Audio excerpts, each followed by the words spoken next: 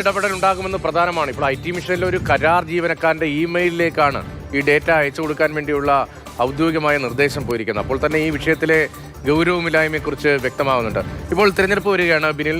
സ്വാഭാവികമായി ഇപ്പോൾ KSRTC ബസ്സുകളിലെല്ലാം സർക്കാരിൻ്റെ നേട്ടങ്ങൾ വിശദീകരിച്ചുള്ള പരസ്യങ്ങൾ നമ്മൾ യാത്ര ചെയ്ത് വരുമ്പോൾ കാണുന്നുണ്ട്. വലിയ ഹോൾഡിങ്ങുകൾ ഇപ്പോൾ ദാരിദ്ര്യ മുക്ത സംസ്ഥാനം, പട്ടിണി കിടക്കുന്ന ആരുമില്ല, അങ്ങനെ പല ബോർഡുകൾ കാണുന്നുണ്ട്. ഇതെല്ലാം ഒരു PR ടൂൾ കൂടിയാണല്ലോ നിയമസഭാ തെരഞ്ഞെടുപ്പുമായി ബന്ധപ്പെട്ട് സർക്കാരിൻ്റെ നേട്ടങ്ങളെ ജനങ്ങളിലേക്ക് എത്തിക്കാൻ. അതുപോലെ ഇപ്പോൾ സർവേക്ക് വേണ്ടിയുള്ള തീരുമാനമുണ്ടായിരുന്നു. സർവേയിൽ വലിയ തോതിലുള്ള തിരിച്ചടി ഹൈക്കോടതിയിൽ ഉണ്ടായി.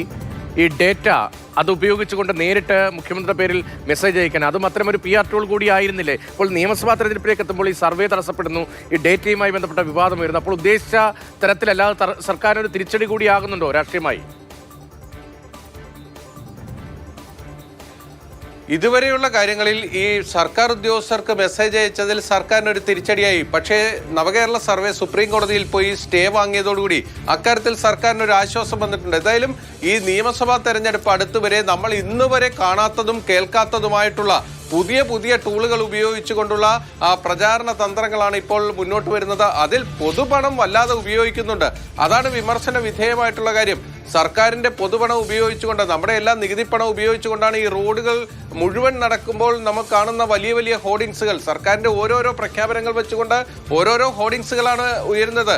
LDF വരും, എല്ലാം ശരിയാകുമെന്നത് നേരത്തെ ഒരു വലിയ പ്രചാരണ പരസ്യവാചകമായിരുന്നു.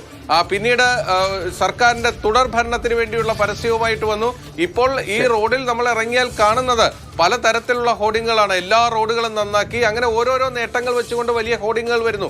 അതോടൊപ്പമാണ് ഓരോ വിഭാഗം ജനങ്ങളിലേക്കും നേരിട്ടെത്താൻ വേണ്ടി ഇത്തരത്തിലുള്ള PR ടൂളുകൾ ഉപയോഗിച്ചുകൊണ്ടുള്ള പല പരിപാടികളും സർക്കാർ ആസൂത്രണം ചെയ്യുന്നത്. അതിനുവേണ്ടിയുള്ള ഈ ഡാറ്റ, സർക്കാരിന്റെ കൈകളിലുള്ള ഡാറ്റ എടുത്ത് ഉപയോഗിക്കുന്നു എന്നതാണ് ഏറ്റവും പ്രധാനപ്പെട്ട ആരോപണം. അക്കാര്യത്തിൽ കോടതിയുടെ ഭാഗത്ത് നിന്ന് കൂടുതൽ എന്ത് ഇടപെടൽ ഉണ്ടാകും, സർക്കാരിന്റെ വിശദീകരണം തൃപ്തികരമാകുമോ, അക്കാര്യങ്ങളിലുള്ള വിവരങ്ങൾ കൂടി ഈ ദിവസം നമ്മൾ പ്രതീക്ഷിക്കുന്നുണ്ട്. ഏതായാലും ഇപ്പോൾ റോഡുകളിലെ വലിയ ഹോൾഡിങ്ങുകൾ അതിദരിദ്രർ ഇല്ലാത്ത സംസ്ഥാനം, അപ്പോൾ ദരിദ്രരുണ്ട്, പക്ഷേ അതിദരിദ്രർ ഇല്ലാതായി വലിയ നേട്ടമായി അത് ഹോൾഡിങ്ങുകളിൽ കാണുന്നുണ്ട്. KSRTC ബസ്സുകളിൽ വലിയ പരസ്യമുണ്ട്. അതിൻ്റെ നവകേരള സർവേ എന്നൊരു പരിപാടി ഉണ്ടായിരുന്നു. ഈ ഡേറ്റ ഉപയോഗിച്ച് നേരിട്ട് മെസ്സേജ് അയക്കുന്ന മറ്റൊരു വഴി. അങ്ങനെ നിയമസഭാ തെരഞ്ഞെടുപ്പുമായി തൊട്ടു മുൻപായി സർക്കാരിൻ്റെ നേട്ടങ്ങൾ പല വിധത്തിൽ ജനങ്ങളിലേക്ക് എത്തിക്കുക, അനുകൂല സാഹചര്യം ഉണ്ടാക്കുക എന്നാണ്. അതിനിടയിലാണ് ഈ വിഷയങ്ങളൊക്കെ കോടതി കൂടി കയറേണ്ടി വരുന്നത്. ബിന്നിലാണ് വിവരങ്ങൾ നൽകിയത്.